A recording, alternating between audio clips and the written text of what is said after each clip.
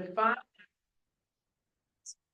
supporting individuals and organizations who serve in communities that are experiencing environmental injustice in the whole EPA region south of Iowa, Kansas, Missouri, Nebraska, and their adjoining indigenous nations. And I come to you today as one of the first partners, one of the first partners definitely in Missouri, for the Heartland Environmental Justice Center. But as you see here, it is growing, and I don't think it's going to stop. In reference to those that are coming alongside to provide the technical assistance. So I wanted to take a moment just to talk about and clarify what technical assistance is, right? It could be grant development, right? Organizations, especially prioritizing those that are in the environmental justice screening tool from the EPA. We can provide those with grant development, helping to navigate grant opportunities and preparing to apply. We can host a virtual or in-person training with your team and various environmental justice project planning topics that your team might need. Heartland Environmental Justice Center and its partners have the technical assistance ability to host a virtual or in-person needs assessment for your specific community and build a project budget for you. These are customized support mechanisms, not just a tool that'll be emailed.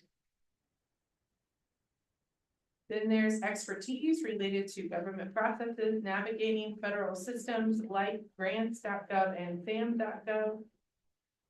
And finally, working toward networking and coalition building and connecting you with other environmental organizations across the region.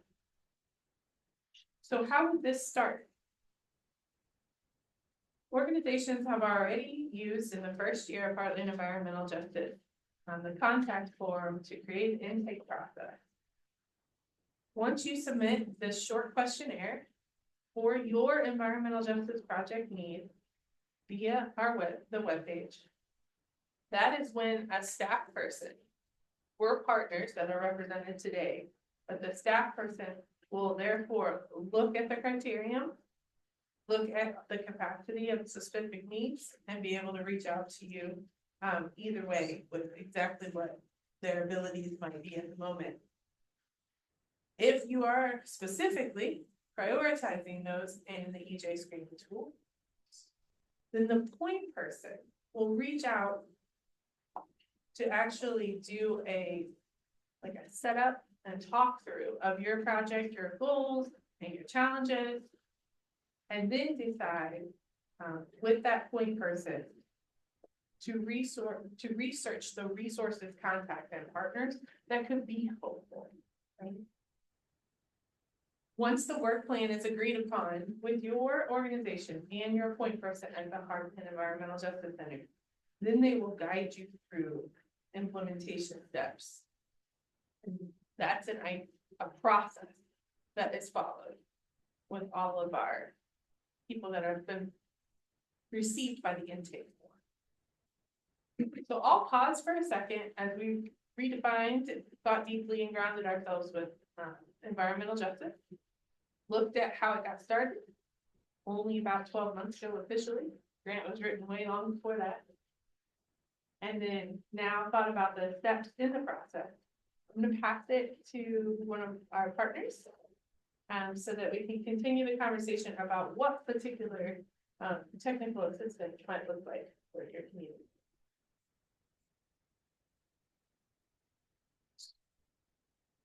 All right, thank you, Beth. I'm Rayan. I'm with the Environmental Protection Network. So we are another partner of HEHC, the TCTAC for Region 7, but also we are partners with all 10 TCTACs of all 10 EPA regions. And we did not choose the regions. The EPA is divided like that officially by the federal government. We just did the division as such. And I will speak first, and then I'll pass it back later to Beth and to Olivia to talk more about some other stuff. So for the EPN itself, the Environmental Protection Network, it was founded in 2017 by a group of EPA alumni who had either recently retired or left the EPA due to an administration change at that time. And they thought they could still do more to advance environmental issues and to advance environmental justice. So there are three aspects of EPN. One is to advance policies that will address climate change and advance environmental justice. There's an aspect where we work, and a lot of people from the EPA alumni will work to try and recruit new EPA people to diversify the current workforce at EPA to reflect better the communities that they are supposed to be serving. And the third part, which is where I work, which is providing a pro bono capacity building technical assistance. And that can be, Beth started to talk about those. And as a partner of HHC, that can be through helping with a grant application. So we're telling people what sort of grants are out there and how to apply for them, disseminating that information and making sure that you are eligible and to apply for that. It could be through following up on, you've been awarded an EPA award grant, and we can help in navigating that post-award scene on meeting the EPA criteria and getting the money and implementing it. It can be through local initiatives. So if someone has an issue with a permit or a local ordinance or local governance that is being overly complicated, it's overly problematic. We have the technology, well, not the technology, I'm sorry. We have the know-how, we have the people power, the brains to help and assist with that. We can make it easier to navigate the complexities of local government and how they are setting up certain bureaucratic rules and how to oppose them and how to make sure that doesn't pass, because it could be leading to more environmental injustice rather than the opposite. And we also work on partnership building. So we do have agency contacts at the federal government, and local governments, in private organizations, in nonprofit organizations, and community-based organizations. So this peer building where we connect people to each other so that we can all help each other and know what resources are out there is also a valuable tool that we provide, that we can assist with. These are just an overview of all sorts of topics where EPN has provided or can provide assistance based on the knowledge and expertise. And it can fall under air, underwater. It can be a Superfund issue, a brownfield issue. It could be dealing with coal, oil and gas, or any other topic, which is coming up in some of the grants right now. The quality assurance project plans, which even I didn't know about it until I started this job, which, oh, you've been given a grant and there's some sort of data or science in there, a grant. How do you make sure that that data is compatible with what EPA considers to be scientifically accurate data and can be used for regulatory purposes? And I used to have an air monitoring network in my previous organization. It's still there. I'm not there, but the air monitoring network is there. And that's always been an argument, which apparently I knew that I had issues with EPA about our numbers being, they're the right numbers, but we were always arguing about quality assurance. And now I know that that's the term that they use. So this is just an overview of our technical assistance team. Like I said, 10 regions for EPA, so 10 regions for EPN, and for each of us, we cover a certain amount of states. For our purposes here, Olivia next to me is in Region 5, and she's based in Illinois, and I live in Kansas City, so please, people of St. Louis, don't hold it against me, but I'm happy to be here today for Region 7. And we also have, it's a wonderful team. We're always in constant communication. So if I don't have the answer for you guys for Region 7, I have a wonderful team that I can communicate with, and they probably will give me the answer immediately or within a few hours, or we'll know where to find it. And what can technical assistance look like? Beth mentioned the intake form for HCAC themselves for the actual TCTAC, but we also have our intake form online on our website, and you can fill it up. You can tell us exactly what sort of help you would need. And currently it's set up to address two major grants, which is the Community Change Grant and the other one is the Thriving Communities Grant Makers. But we're trying to make sure that there's a third option, which is other grants, because we're going to help where we can, not just on those two. And it comes to us, if you select which state you are or which region you are in, it will end up in one of our inboxes directly. It doesn't go into the void. So if you put Region 7, it comes to my email. I will see it right here. And then we can set up a meeting. We can talk, preferably on Zoom, because we're 2024 now. And I don't want anyone to travel needlessly, but we can talk about what your needs are. What can we help you with? What is our capacity versus what we can and cannot do? The only thing I learned is I cannot write the grant for an organization, but I can try to help with everything else, getting the resources. Who can help you write the grant? Who can help you? We can help with budgeting. We can help with planning, all sorts of things. And if we don't have the resources ourselves, we will try to find someone that is the person or the organization that you need that will meet that demand that you have or that requirement that you need. And we continue follow-up. We try to always follow up with our community members that are reaching out and see where the status is. Once you have applied for a grant, we will eagerly await to hear from you if that grant has been approved by EPA. And once that happens, hopefully everyone gets their grants approved. We'll be there to do the post-award and the follow-up. So a group of lovely people, we do it because we're passionate about it. And we are not EPA. We are a nonprofit organization that is just set up to help navigate the complexities of the federal government, of EPA, of the grant application process, and anything else that comes with it. And yeah, these are all the regional TCTACs from all over the regions. And for us, so TCTAC, I think it's been mentioned several times, it's not the candy, it's the Thriving Communities Technical Assistance Centers. And they were set up to provide technical assistance. They were funded by EPA, but doesn't mean that they only focus on EPA projects or grants. They're there to support community-based organizations with navigating the federal government per se. And to navigate all sorts of grants, it could be Department of Transportation, it could be Department of Energy. If there's a grant out there that you think your community-based organization wants to apply for, and I say that, but it's also could be state or local government. It's not limited. The assistance will be there where they can and where we can. And there is a database on this link, and Anna, you're going to share the slides after, I think, so people can access all of these. I'm not going to talk much more about the TCTACs, but there's a link there for the Region 7 TCTAC and the Region 5. Why is there 2 for Region 5? Yeah, I'm not sure. I'll let you. I'll clarify. Yeah, okay, thanks. Missed that one right there. And that's my part for now, and I'll be happy to answer questions later. I'll give it back to that.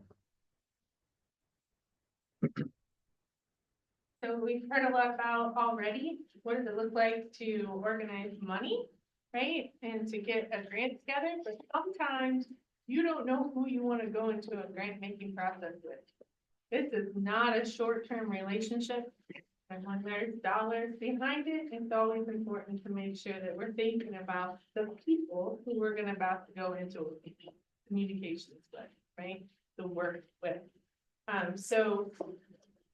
Luckily, our Heartland Environmental Justice Center for Region 7 has seen community organizing as a form of technical assistance for those that are interested in continuing the process and applying for funds.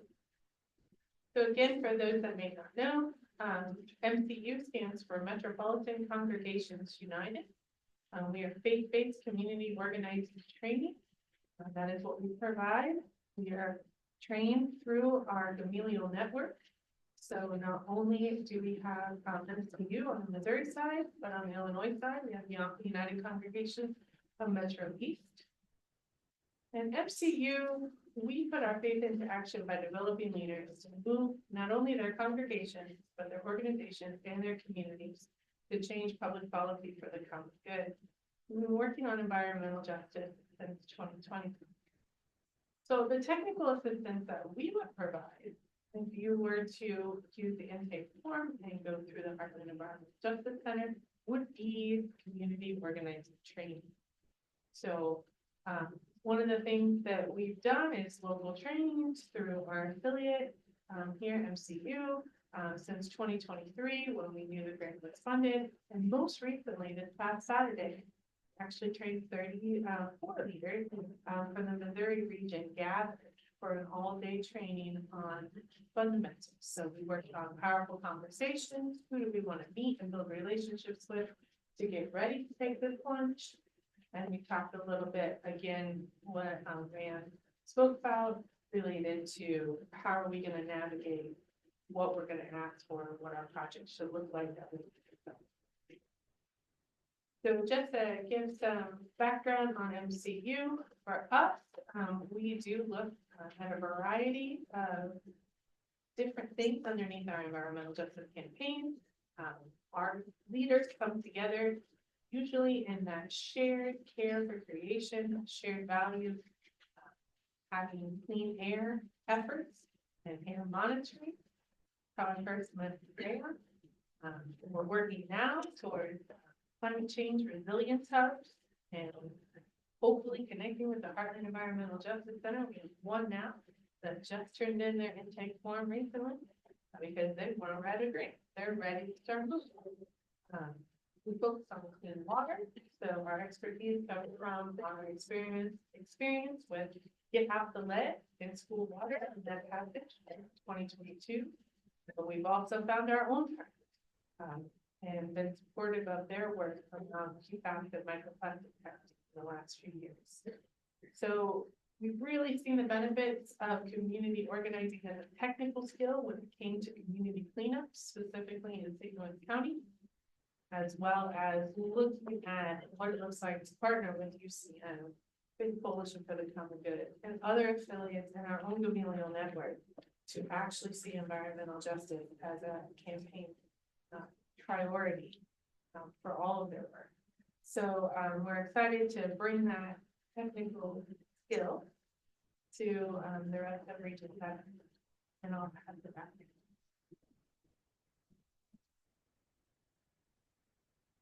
So I'm gonna transition to another kind of part of our presentation, but I'm gonna pause first and just introduce myself. I'm Olivia Smith. I'm also with the Environmental Protection Network.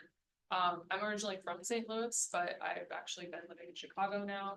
I've been out of St. Louis area for a couple of years, so I feel really behind catching up on the local scene here, but it's really nice to be back professionally for work. And I'm coming to you from EPN, but also as a representative of the Great Lakes Thriving Communities Technical Assistance Center, which has a hub in University of Minnesota.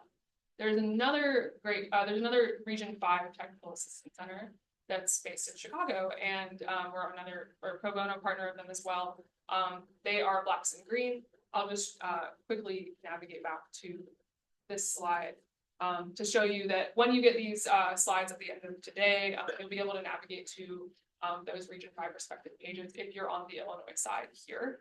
That is to say that there is a lot of integration within EPN based on that kind of peer-to-peer staff communication that we have.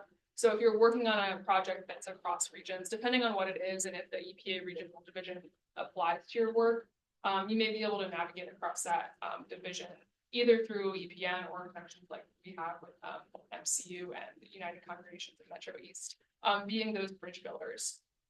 So today, in light of that partnership that EPN and MCU have with our respective regional TCTACs, I do want to talk about, this big question of what grants are available to environmental justice communities. When we talk about environmental justice communities, it's really all of the above of what Beth mentioned, really related to the environmental justice screening tool. It's a way that the federal government identifies communities of environmental justice need and historical disadvantage and disinvestment. And these grants are mainly tools for building that access, building that ownership, and building that decision-making power within those communities and for those communities. So today, the EPA and the federal government in these large Justice 40 initiatives and these large funding packages in the name of the Inflation Reduction Act and the Bipartisan Infrastructure Law are trying their darndest to make funding actually accessible to J40 communities. We can be candid here about how successful those initiatives have been. But for now, I do want to talk about a program that is making that genuine effort. And it's happening in a structure that's unique. It's not something that was typically seen in the EPA before. And the name of it is the Thriving Communities Grantmakers Program. It's often abbreviated as TCGM or Grantmakers. So if you see those names thrown around as well, we're talking about the same grant. And it's a total of $600 million in funding to address environmental justice and public health issues, specifically in underserved communities, to support capacity building through assessment, planning, and project development, to increase efficiency and reduce barriers to access of future grant funding and federal funding, and to encourage meaningful involvement in community members in decision-making that affects their communities. So back to what Beth was saying at the beginning of this conversation about bearing that burden and then righting that wrong and establishing ownership and authority in a community-centered way. Eligibility is a really the initial screen that you will start to think about when you navigate federal funding or any funding for that matter.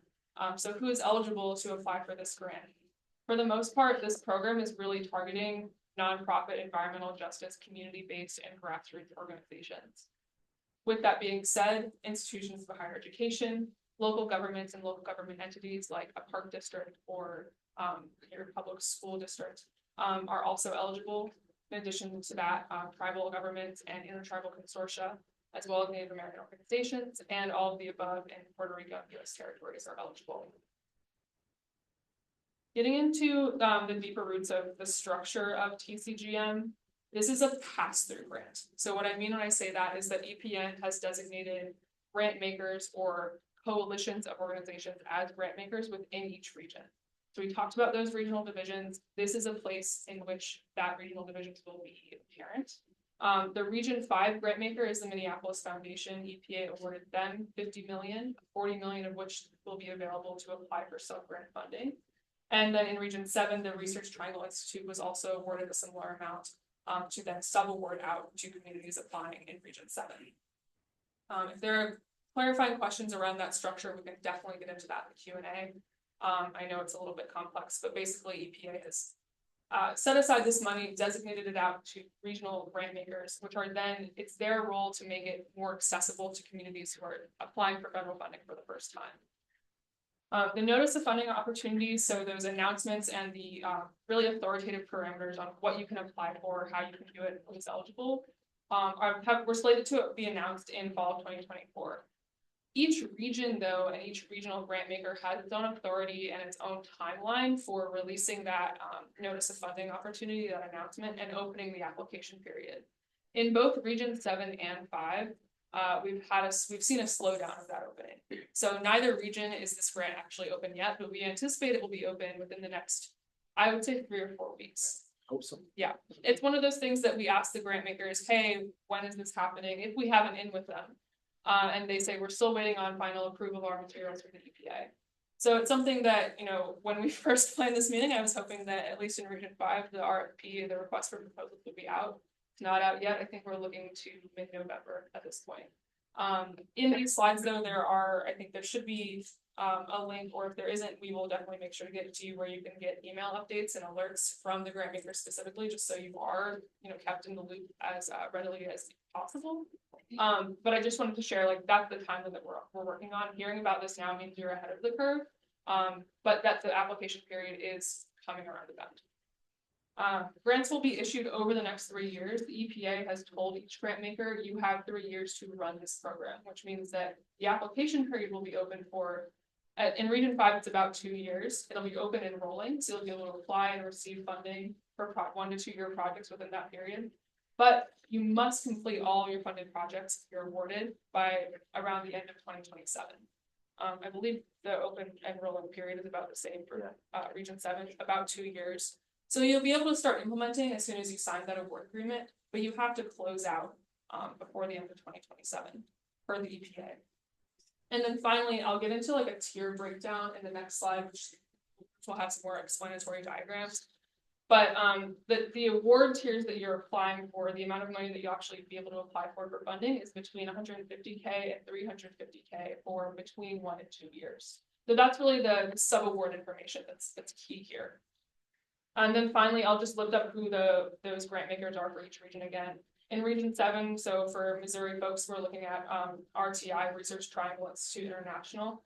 They're actually based in North Carolina, but they're covering a lot of the grant maker administration work for Region 7, Region 4, and Region 6 as well. And they're doing some national grant maker work for the National South, or National Central, I believe. So they have a couple programs going on.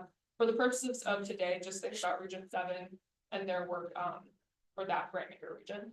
Region 5 is the Minneapolis Foundation. They're based in clearly here in Minneapolis, but they're serving the whole 6 states in Region 5, including Illinois. So this is the tier system I was alluding to before. The grant is broken down into 3 tiers plus a little extra at the bottom there, which I'll explain. Tier 1 being a 1-year assessment program grant for up to 150K. Tier 2 being a planning grant that lasts, you can spend for 1 to 2 years of up to 250K. And tier 3 will be a development or implementation grant where you can, work on shovel-ready projects for 1 to 2 years as well. And that's for up to 350K. In addition to those 3 tiers, EPA has then said to grant makers, structure an additional capacity building program that will be, in your terms, non-competitive process for 1 year for 750K. 75K. Reading lots of zeros on the screen. Thanks, Ryan. And that's going to be a 1-year accessible program for those that are screened in and considered eligible for that capacity building grant if you're identified as a capacity constrained CBO per the grant maker. That's going to look a little different in each region. In region 5, we're still figuring out what that's going to look like, but it's basically going to be that you're going to submit some information about your work size, your work history, and your work budget, and then you'll be asked and invited to apply. I think a similar structure may happen with RTI in region 7 as well. Getting a bit more, diving a bit more deeply into the potential project scopes for each tier. Tier 1 looks like assessment, sampling, testing, monitoring, investigating and surveying, and then the public education that goes into that, considering these will be community-based initiatives and projects. Brian was talking about quality assurance and quality assurance project plans a few minutes ago. This is going to be a tier where those quality assurance needs may be triggered, and that's an EPA requirement.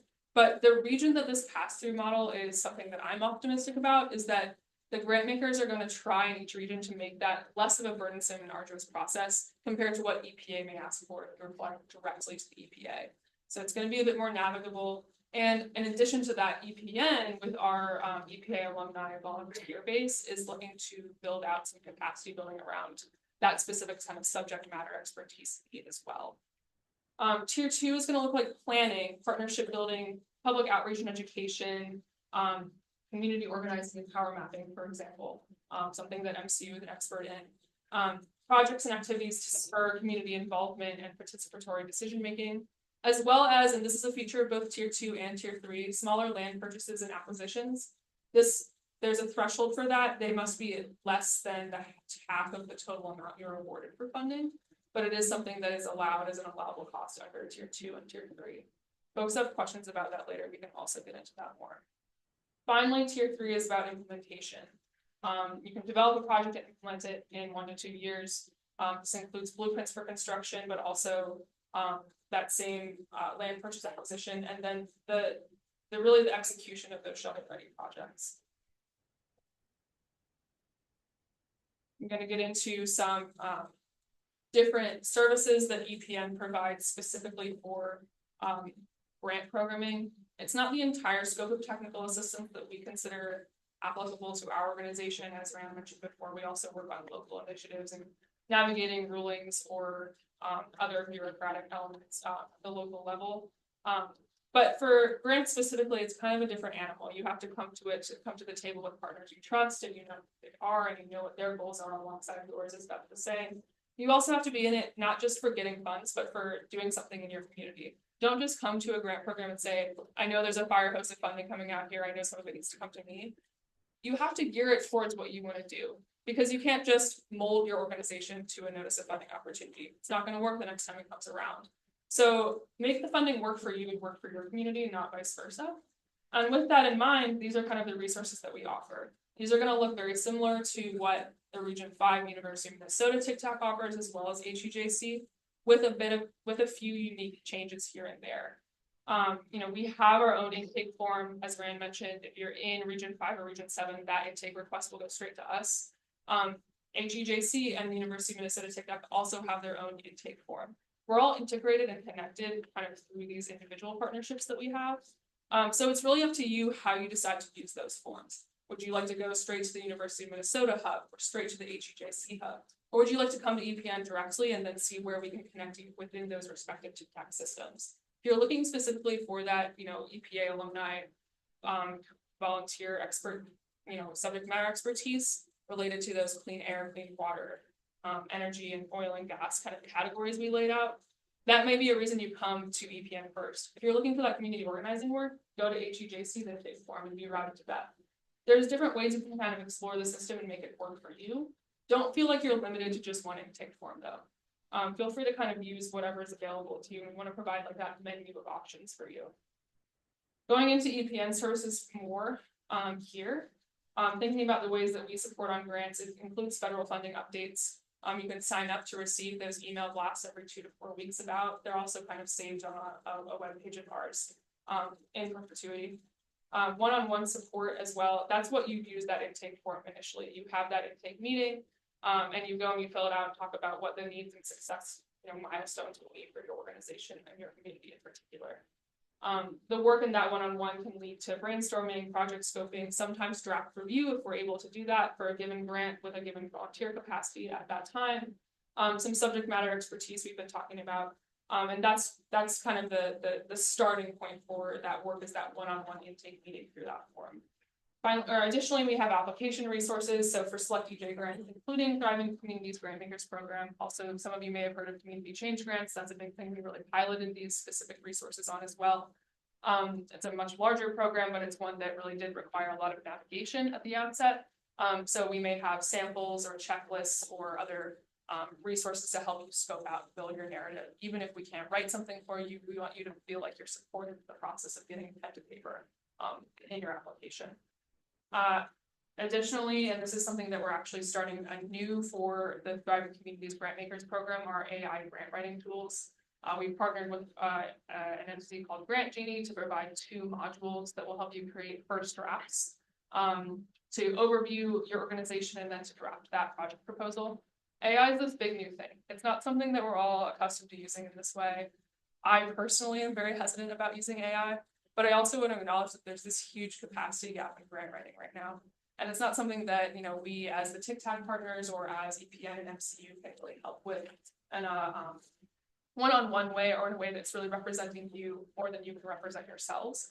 So we saw this as a way to bridge that gap, while also using a tool that we know is out there and we know is moving forward without us anyway, maybe for the purposes that we need it for. So we have those modules up. They're meant to really work for the Thriving Communities Grant Makers Program, but they can also be used just if you need them for other grant programs out there, and you can tweak them for your needs. And then finally, SAM.gov registration. Beth mentioned this earlier, but it's a shifted and somewhat new bureaucratic process on SAM.gov to get yourself registered. So when you do get awarded funding, you can easily be part of the system where you can draw down funds from the federal government. So we have office hours for that, and we're all kind of trained to help with one-on-one processes related to SAM.gov as well. All right, I'm going to share 2 DOE-related grants that are also in the pipeline. You may notice that we're coming from volunteer bases that used to work at the EPA. We're really focused on EPA work, but DOE is something adjacent to our work that is also part of the TCTAC scope of work. So I did just want to highlight these as well. The Energy Improvements in Rural and Remote Areas grant is something that the DOE Office of Clean Energy Demonstration is standing up. It funds community-focused clean energy solutions for rural and remote communities across the U.S. Those have particular eligibility criteria. I know a lot of us today may be coming from metro areas, but if you have partners working in rural areas, it's going to be valuable for them to hear about this. When you get these slides later, this link will also take you to more information. And it will provide $2 to $5 million in awards to 20 to 50 projects. And then we're looking at a 5 to 50% minimum non-federal cost share. I will note, though, that cost share can be offset by the Thriving Communities Grant Makers Program. So depending on how much you apply for, you can balance those 2 programs. TCGM is really, at least in Region 5, the grant makers are really excited about seeing the potentials for match funding that it can be leveraged for. The bottom kind of shares some notes on timeline. The applications opened earlier this month. There's a concept paper deadline, which is really kind of a preliminary material deadline at the end of February, and then the deadline for full applications is later in August this year, 2025. The next one is the Clean Energy Careers for All grant. It's another DOE grant from the Office of Energy Efficiency and Renewable Energy. They plan to announce 10 awards of roughly $300,000 each to support programs promoting awareness and interest of clean energy careers among K through 12 and university students, alumni, and academic professionals, as well as veterans and formerly incarcerated individuals. This is for educational nonprofits, and you can again go to see more information at the link provided here. The phase 1 deadline of this grant is due December 13th, so the timeline is a bit accelerated. I do just want to flag that here.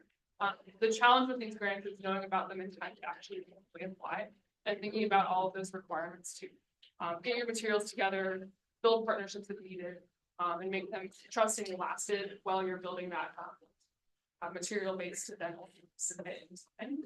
And so I would just advise that if you feel like you have something like this ready, and this is really your wheelhouse as an organization, go after this, but understand the timeline required for grants that are, less than 2 months out in terms of the deadline. There is a phase 2 for this grant, but it will only be open in phase 1. And then below I've listed some eligible activities as well. I'm not going to finish those right now because I think we may be short on time for Q&A. And frankly, my voice is getting a little bit dry. So I will leave you to look at those in the slides when we send them out later. I think the final thing here are just other places to identify funding opportunities. This should be the first place you go is grants.gov, the Federal Register. The Federal Register is an online newsletter for lots of updates from the federal government, including grant opportunities. Grants.gov is a searchable, filterable, and navigable site that gets you really every opportunity out there. So definitely whittle down to what you're eligible to apply for and what agencies you want to look at. The TCTAC EJ grants database is something that's warming up and getting more and more detailed as it goes, but it's another place to look for grants that the TCTAC may be specifically more able to help you with. In addition to that, I suggest looking at state agency programs, specifically your state EQA. So for Missouri, of course, that's Missouri DNR and the Missouri Department of Economic Development. In Illinois, the equivalents there, the Illinois EPA and the Illinois Department of Commerce. So with that, I just want to thank you all for being here. Thank you to those on Zoom who showed up. This is the QR code for EPN's intake form. You can also find links to the intake forms for the other TCTACs in our slide deck, which will be distributed later. So if you are interested in reaching out or have follow-up questions, I encourage you to ask them here in the Q&A session, but also feel free to reach out to us online. Thank you so much. And I just wanted to mention, in case there's any confusion for the EPA regions, maybe everyone knows what EPA region they're in, but Region 5 is Illinois. So Olivia Smith is here from that TCTAC, and then Region 7 is Missouri. So Rayan and Beth are here from Missouri. And for those who came in later. Yeah, wanted to open it up for questions. I have some, but wanted to open it up for others first too. I have a question. MCU, I was getting the newsletters and everything, but sometimes it was kind of confusing, being that it is faith-based. A lot of stuff that I was seeing, it sounded like they were building up church congregations versus the work that already maybe signed up for them and the work that you're talking about now. So I just wanted some clarity on MCU and how it really functions and they are. MCU, I always describe it as our niche is to work with our congregations first. So there are a lot of wonderful groups that care about environmental justice, that are ready to, deal with policy change that is related to environmental and conservation. For us, we usually start with our congregations first, and then those leaders help us, because we are a member and sustainer organization, to decide where we go next. So that may be why you see us talking about so much about congregations, because that's how it happens. I've got invitations to different conventions and humongous meetings you guys were having in different cities and different states and everything. And I did, some of it seemed interesting, but the investment, I wanted to make sure that I was going to get the return that I was seeking on the investment and not just being able to say, yeah, I was there. I don't, so. Right, yeah, so that's why we're super excited about growing our partnerships, growing our network, and being able to partner with great organizations like EPN So if your congregation or you as an individual needs something that's beyond what we're currently doing, we'll be able to also refer you. Do congregations typically, what are they usually set up so they qualify as a nonprofit? No, that's why this is exciting as well. So two different congregations who were looking at funding. One of them just last week, I said, step one is probably SAM.gov, right? So, you know, if there is a faith-based community who is interested in even being a supplement of, you know, I'm thinking of that $75, right? Like for them to understand that the first step is for you to get your UEI number and know that you are ready to go. So I myself have not held, you know, at MCU, a full EPA grant. Amelia is doing that, UVM is doing that, but we've been able to be part of these sub-awards with the Heartlands Environmental Justice Center. And we believe that, especially a really strong congregation, I'm thinking of these rural areas, right? Like for them to be able to hold that sub-award and to bring those resources down to even a rural community that's suffering from flooding is the goal of all of this. Like how is that going to get to where? Can you just say what a UEI number is? Yeah, so you go to SAMS.gov and then once you fill out your entity and you verify that you are a real organization. And so it's kind of like, I call it the business passport. And then you get the UBI. Yeah, unique entity identifier. Yeah. It's basically the social security number for your organization. Yeah. Got it. Okay. So If you've heard of it, the that's- second EIN number is what it. Yeah, and you actually need or a tax identification number again to then confirm your UPI. It used to be called done. Yeah, so if you've heard of that, it's kind of this new system that you trans. And none still exists though. And then there's Cage too. Yes. Right. Well, I have a question for you, because you're in the fifth region, so I have, I've applied for a few of these grants before and I never get them. But I wanted to know if you can do the same thing that we can, like if you have a problem with the government or something like that in your area. Because, so I just bought a whole block and it's got houses on it and everything, but I'm trying to tear it down and all this. And the government won't let me block the street off. But with the street open, we have things like large amounts of dumping on this street because all the houses have been shut down because I'm about to tear everything down. Not only that, they are leaving all types of strange chemicals, who knows what they are. I don't even know, and I'm sure this is an environmental protection issue. I can't even clean the land off to build the orchard because people are dumping. So like, I've reached out to the EPA before.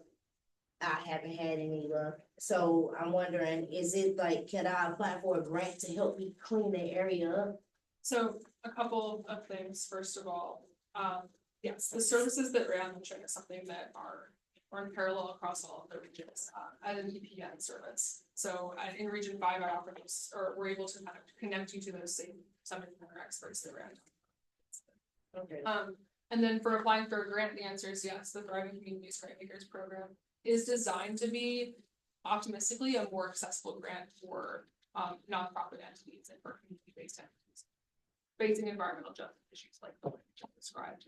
So when EPA in the past has said, you know, this program is open to nonprofits and CBOs and then other large institutions, a lot of that money candidly ends up going to state agencies.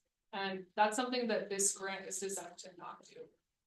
It's designed to be more based and led by community, you know, entities, and then, you know, led from behind by governments, if that partnership is there, and if CBOs, communities, organizations want to be a partner with local governments. So with those two ideas in mind, yes, you can definitely come to EPN and connect it to me if you're in Region 5 for some of that subject matter expertise related to navigating, you know, environmental bureaucracies.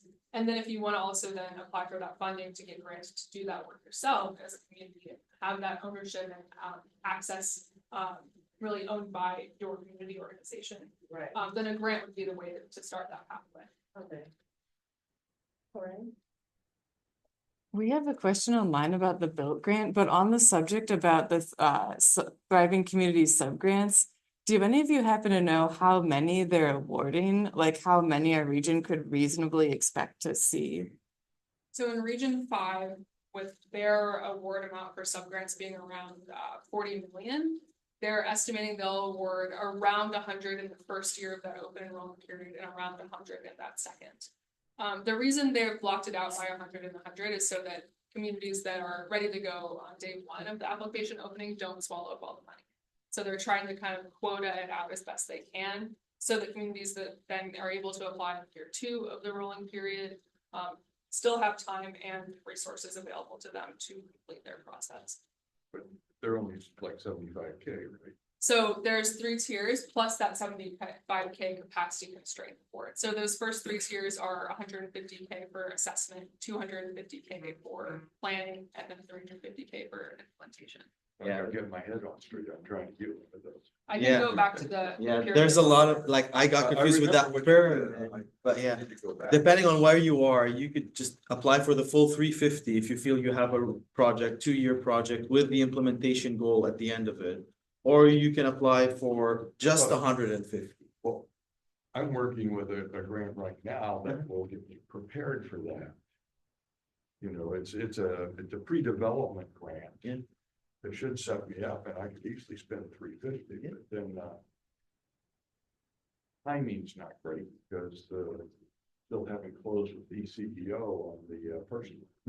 And we're still negotiating. yeah, and I don't know if you're in Region 7 or Region 5, but like, I think the fact that there's that rolling and that gives you that extra 1 year, like if you're not ready to apply for this right now in November, December, or January, whenever, November 12th. yeah, it's ready to go. Then you can have it ready for next year and do that second round of application and go for the amount that you feel is the amount that's gonna be your need and that you can spend and tell them, hey, give me the money and I'm gonna spend it. I'm gonna show you how it helps. I'll be talking to you. So that's 100 grants per round, split among the 6 states in Region 5. Yeah, more Region or 7 less. see a bit. Maybe, so for Region 7, because RTI is doing Region 4 and Region 7, so they have two pools of funding, but they're also considered a national. So sometimes it's like a catch-all of like, if you don't qualify for any of these, they're gonna leave a bit of money on the side for national applications. So I still don't know exactly how they haven't told us that the documents are not out so that we know exactly what their division of funding is gonna be. And I'm a bit of a math geek and I try to like, if everyone gets awarded tier 3, how many awards do you get out of 40 million? Or if everyone gets awarded tier 1, but until I know how they're gonna divide it, and maybe they have a preconception of, we have this many tier 1, this many tier 2, this many tier 3. This is not something that I have information about, but it could be a bit of both where they have some quotas in mind, but also depending on what sort of applications they receive, they end up awarding more of the tier 1s versus the tier 3 awards or things like that. But the bill under TWX is putting it out. The bill version, I thought it was just only tier 1 that it's paying only 75K. The built. The build grant, the 100,000 from the Department of Energy. Right. Yeah, so that's a The different one. 20% match. That with the 20% match, yeah. So that 75,000 here is completely different. It's like your organization is small. There's 3 people. I was in a small organization. There's 3 people on the organization, and we don't have that much capacity. So we're like, I'm Okay. coming to the grant makers and I'm saying, hey, we need to hire a 4th person for 1 year. We need that $75,000 because we need someone to organize everything. Because that 4th person with that $75,000 will help us to be ready to apply to another grant next year for $1 million or something like that. I'm just throwing out the theoretical example based on my experience. So that 75K capacity building, So I've got 2 different systems messed up in my head. Yeah. so there's TCGM, which is this tier process, and it's at the EPA pass-through grant builds, and then a few others that I mentioned in the green tabs of this presentation are DOE programs. Does that help clarify? It's a lot of But grants. I think they're both using the EJ screening. Yes. So that's the good part. When you think about what community you're currently in and you want to work with, or what community that you would like to work with, or maybe collaborate with, that's your first go-to in reference to being most eligible. And now that we're talking about the built grants too, someone online asked, our neighborhood 501c3 is interested in the built nonprofits grant for insulation. Are the specifics for the energy audit standards available? And might there be any local referrals for that service? I'm gonna And say yes and no. Sorry, maybe really quick. I don't think the built grants were in your slides. Could we also just give a quick, very brief summary of what that is that we're talking about? I can do it briefly in 2 sentences. You might Okay. understand. All right, yeah. They're for community organizations. Built is an acronym related to. I don't have it in front of me, but it's for nonprofits that own their property and own the building or own the land that they work on to do energy efficiency upgrades. So the questions related to what audits need to be done in advance of that. Built, B-U-I-L-T, LD, yeah, and it's an acronym for the energy efficiency upgrade process. So I have a bit of experience with that grant because a local nonprofit in Kansas City, they applied for like the money from the same grant, but it was given to the Mid-America Regional Council, which is the equivalent of East-West Gateway, but for Kansas City. And they had like, they got the money ahead of time. So they were trying to distribute it for local non-governmental organizations in Kansas City. So a local nonprofit that owns their building applied for that $100,000 grant so that they can do energy upgrades onto the building, which is like a 120-year-old stone church originally, but it's now a community hub. And it definitely needed it. We're still waiting to know if they got awarded or not, but they did do an energy audit. And I don't have it off the top of my head, but there are resources online on who is qualified to do that audit, and it would be defined in the notice of funding for the grant. So if that person, we will change the information. I can follow up with an email with some links and the link to the built grant itself, because it would say all of that over there. But at the end of the day, when you're doing an energy audit, there are certified people or certified companies that will meet the requirements to meet the grant criteria. Like, we're not gonna get the neighbor down the street to do our energy audit without any licensing or anything like that, even though he might know more than the official company, but yeah. To confirm the energy audit is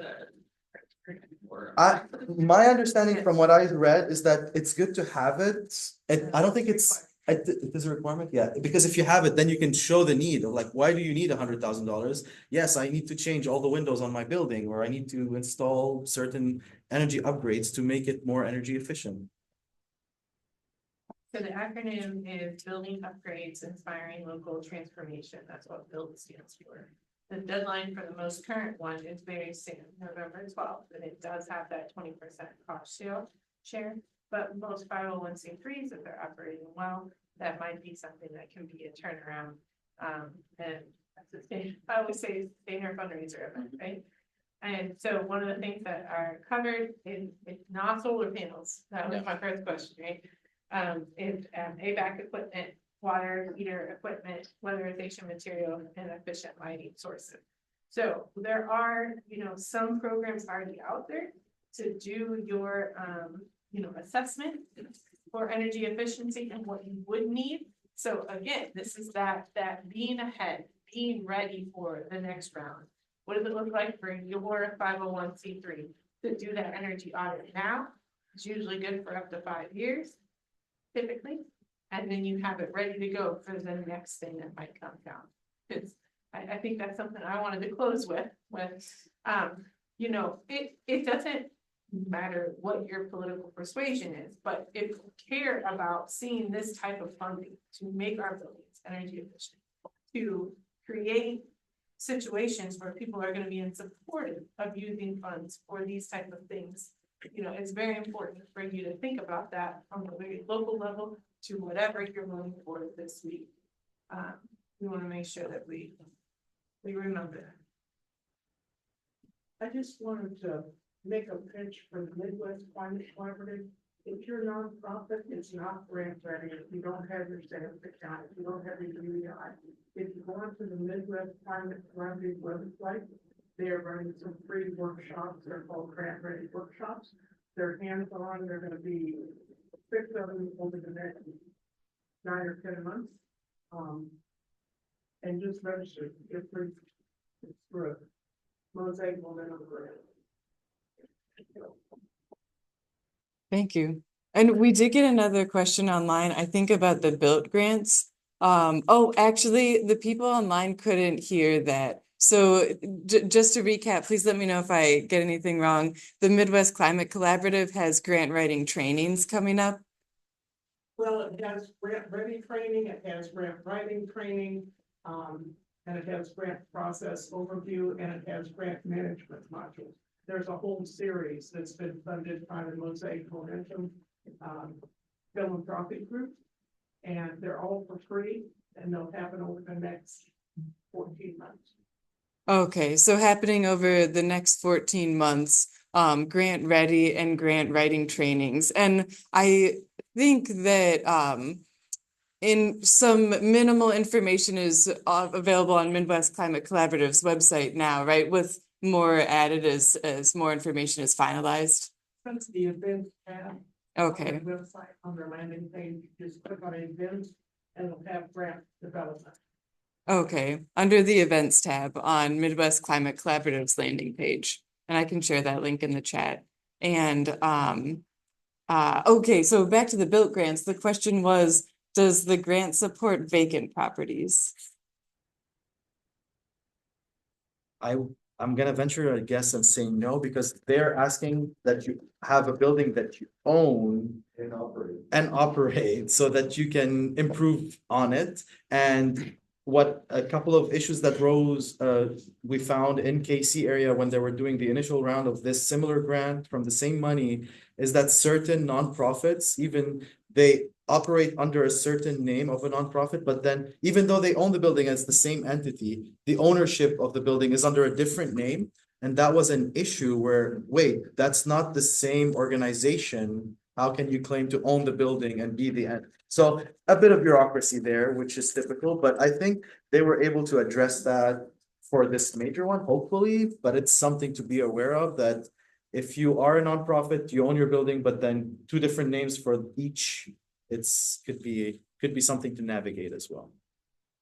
So we would be able to use the built grant. Right now, we're in the process of redeveloping our building. We own it free and clear. The name is correct and everything. And we have 2 units, 2 HVAC units on the roof. We need 6. We actually need to replace the 2 that are already there. Part of the ductwork has already been done. There's still more ductwork that needs to be done.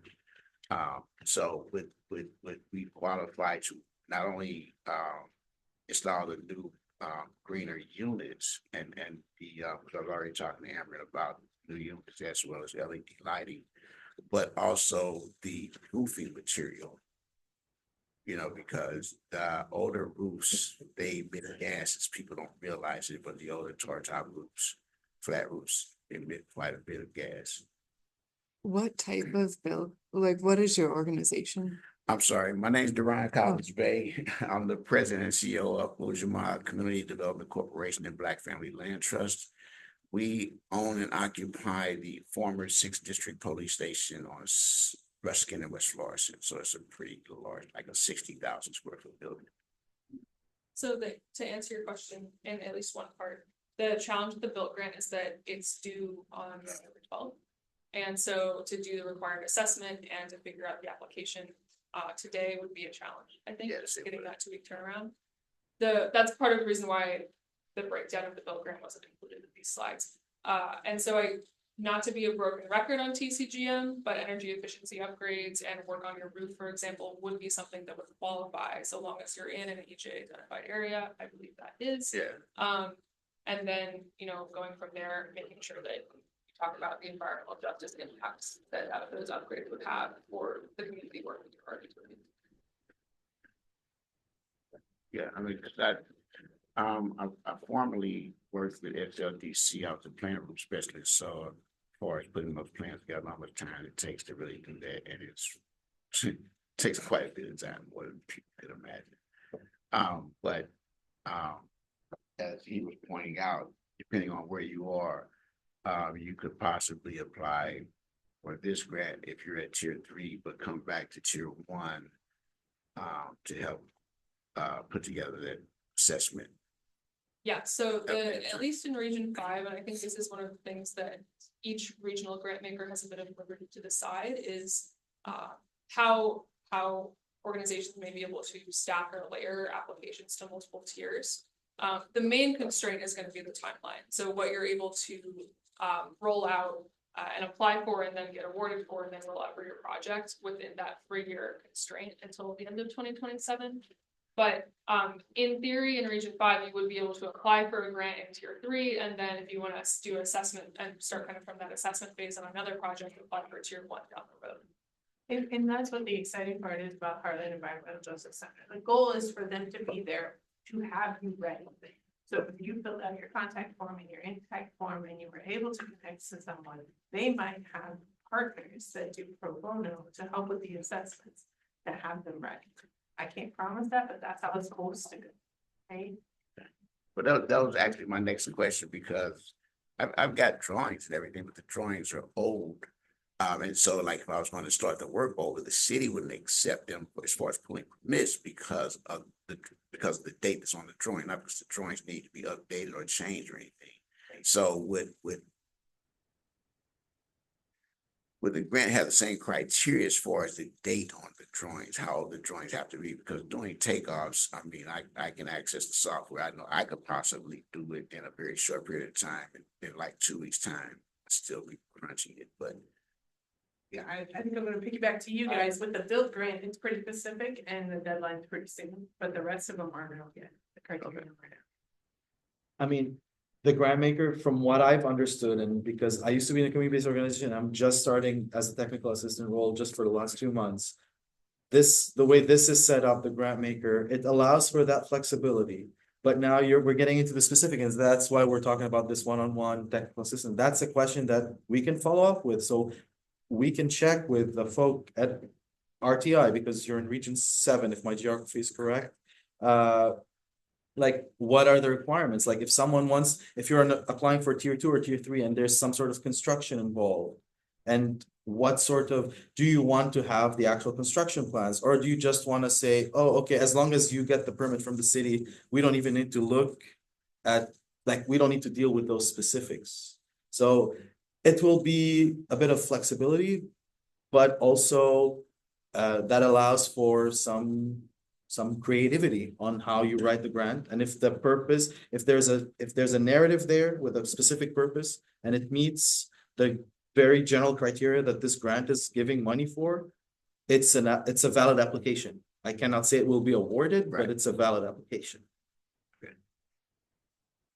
On the topic of what permitting and paperwork that you'll have to have ready in advance, that is something that frustratingly, the grant makers in Region 5, at least, which is where I'm most connected, is they have not made it clear. And I'm only referencing Region 5 because it may be valuable. That may be something similar to Region 7's considering is what work do you need to have done in advance, or what work are they going to say, well, you're going to need an assessment grant to move through first. That's one of the challenges of these tiers, is that you may say, okay, we have this project that we want to see through to implementation. Will the grant maker come to you and say, you should apply for an assessment grant first and then go into that implementation? Or will they want you to use that tier 3 funding to do that paperwork readiness and then get into your grant? If you're able to do that in 2 years, that's something that you may be able to fully contain within tier 3. But they have not candidly been clear about what permitting and paperwork processes you need to have underway first for tier 3 specifically, because they're going to be screening for readiness there. It's something that I'm hoping in the next 2 weeks becomes more clear. Yeah. And so we'd be able to get back to you in Region 7, I think specifically, if we're able to talk to them more. But we're in this kind of flux period, really the end of October, early November, to see when EPA is going to rubber stamp their materials and release the application, so that grant makers can roll it out to their respective region. It's a question back there. You might have already answered this for both grants. Are they continual? Like, are they going, is it, or do you know that yet? If it's, is it going to be for 1 or 2 years and then be done? Or is it something that's going to be coming out annually or biannually? So for TCGM, which is the tier model we have here, it's a program that, the way we see it now, it's not one of those fiscal year cycle programs that EPA or DOE has set up that you can reasonably expect if the allocation has been made for, another round of, for example, the brownfields grants come out roughly every year, different times. This is the first time that EPA has done this program. So Okay. we don't know, and it's good if they're doing this long rolling 2-year application period. For our regions, I mean, some regions are doing it completely differently, how they period out their application times. Okay. But I think for now, I wouldn't bank on this being like, oh, we'll see this again in another 3 years. They may have a different structure come out then. This is all kind of in the framework of IRA funding, though. That's a 10-year policy. So, starting in 2022, if I understand that correctly. So projects like these, structures like these are hopefully something that we're gonna see in some shape or form. For sure, yeah, okay, so we don't know yet, really, but hopefully they'll probably learn their lesson from this one and reshape it into another grant like it normally could. Yeah, like for me, that's why I feel like you see the emphasis on coalition and building partners and community involvement at the local level. So then no matter what rolls out next, whether it's the EPA or the DOE or other federal programs that impacted people, have the connection and the network and the skills to apply in the future. That's what is lacking, and it's through the EPA that they're trying to restore that need.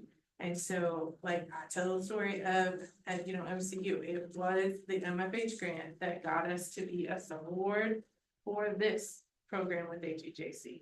And then now I feel really comfortable, working on our first VISTA application right now, be a host site. And then later, will we be ready for, the next thing? So if that's the emphasis for the partnerships, in all of these grants that you see. Yeah, for sure. And also, yeah, in the EPN sounds amazing for all the technical assistance that y'all are providing. I know, like, for instance, if T-Rex ever had any reason to apply for something like this, it would be a great help. So that's awesome.